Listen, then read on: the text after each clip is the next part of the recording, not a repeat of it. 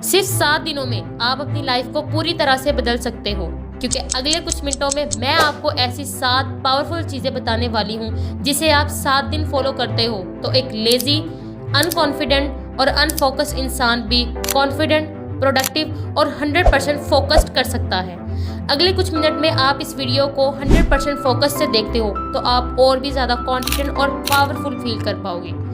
बहुत बुरा लगता है ना जब हम करना तो बहुत कुछ चाहते हैं मगर कर नहीं पाते, लेकिन अब वक्त आ गया है अपनी लाइफ का कंट्रोल अपने हाथ में लेने का, वो करने का जो आप करना चाहते हो, वो बनने का जो आप बनना चाहते हो। इसलिए मैं आपके लिए लाई हूँ 7 डेज चैलेंज। आपको इन 7 चीज़ों को अगले 7 दिन तक फॉलो करना है। अगर आप रेडी हो तो कमेंट करो यस आई एम रेडी।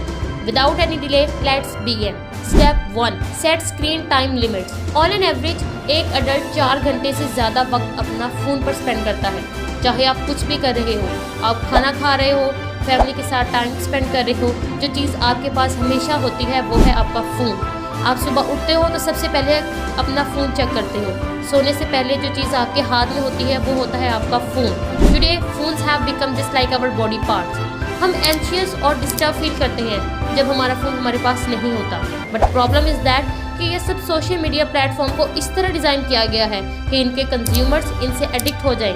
इसकी वजह से ना सिर्फ हमारी प्रोडक्टिविटी बल्कि प्रेजेंस ऑफ माइंड, ब्रेन और मेमोरी पर भी बुरा असर पड़ता है। जब आप सोशल मीडिया यूज़ करते हैं इससे आपके माइंड को तो डोपामिन मिल जाता है, मगर इसके बदले आपको डिप्रेशन, डार्क सर्कल्स, स्ट्रेस को फेस करना पड़ता है। तो फिर इसका सोल्यूशन क्या है? आप आज के दौर में इसको फुली तो अवॉइड नहीं कर सकते, मगर आप इसका लिमिट यूज़ कर सकते हैं। इस 7 डेज चैलेंज में आपको अपने फ़ोन को वाइजली यूज़ करना है। आप देखें आपके फ़ोन का एवरेज स्क्रीन टाइम क्या है।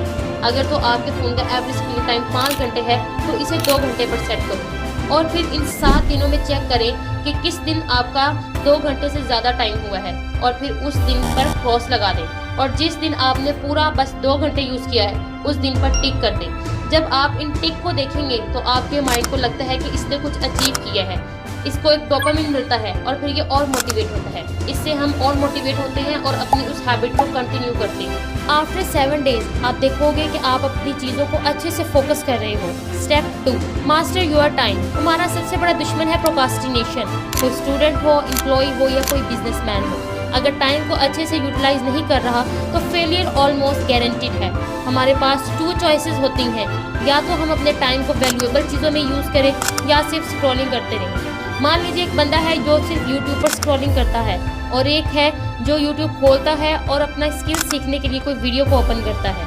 यही फ़र्क है, एक अपनी टेम्परेरी हैप्पीनेस हासिल कर रहा है और दूसरा अपनी प्रोडक्टिविटी को बढ़ा रहा है। अब सोचो हम भी अपने दिन का कुछ पार्ट अगर प्रोडक्टिव चीज़ों में लगाएं तो कितना कुछ अचीव कर सकते हैं। टाइम सबके पास होता है। इस 7 दिनों में आपने अपने टाइम को वेस्ट नहीं करना, आपने अपने टाइम को वैल्यूएबल चीज़ों में इन्वेस्ट करना है। स्टेप नंबर 3, मान लें आपको अपनी रूटीन में कोई नई हैबिट को ऐड करना है। आप चाहते हैं कि अब से आप सुबह से हेल्दी खाना शुरू करेंगे या आप जॉगिंग करना चाहते हैं, बट जैसे ही आप रात को सोने लेटेंगे आप ओवर थिंकिंग शुरू कर देते हैं। पता नहीं रात नींद पूरी होगी कि नहीं, पता नहीं मैं सुबह उठ पाऊंगी जल्दी कि नहीं, और यही चीज़ है जिससे हमारे माइंड को पहले ही हिंट मिल जाता है और हम वो सुबह उठकर काम नहीं करते। सो आपको अगले 7 दिनों में don't think just do it step को फॉलो करना है और आपने ओवर थिंकिंग नहीं करनी, बस जो करना है उसको कर डालें। ये आपका पहला स्टेप होगा आपकी कोई हैबिट या स्किल को इम्प्रूव करने में। तो आपने इन 7 दिनों में क्या बिना सोचे शुरू किया, कमेंट में ज़रूर बताइएगा। Step number 4, no negative self talk. कभी कभी हमसे कुछ बुरा हो जाता है और बाद में जब हमें रियलाइज़ होता है तो हम खुद को कोसना शुरू हो जाते हैं, हम खुद को नेगेटिव वर्ड्स बोल रहे होते हैं। तो यहाँ पे मैं ब्रूस ली का एक कोट शेयर करूँगी, don't speak negative about yourself even as a joke. हम कभी भी कुछ बुरा करते हैं तो खुद को बुरा नहीं कहना चाहिए, इससे भी बहुत असर पड़ता है हमारी पर्सनैलिटी पर। तो हमेशा पॉजिटिव सोचें और खुद को कभी भी बुरा भला मत कहें। Step number 5, mindfulness.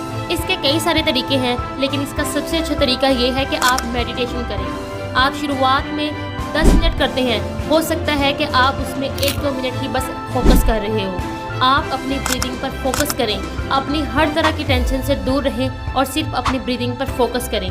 इसका आपकी बॉडी पर और आप पर बहुत अच्छा इम्पैक्ट पड़ेगा। इससे आपका स्ट्रेस कम होगा, आपकी मेंटल क्लैरिटी बढ़ेगी, आप इजीली बिग प्रॉब्लम्स को फेस कर पाओगे और आप इससे ओवर थिंकिंग जैसी आदत से दूर हो जाओगे।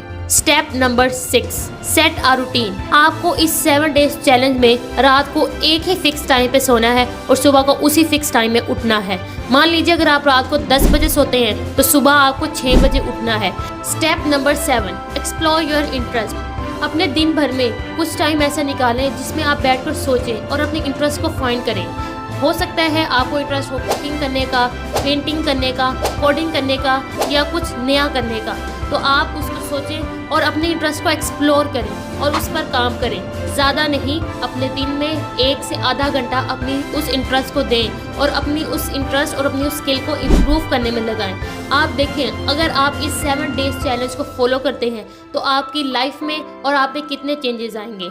एंड आई एम श्योर इस 7 डेज चैलेंज को फॉलो करने के बाद आप कहेंगे यस, इट वर्क्स।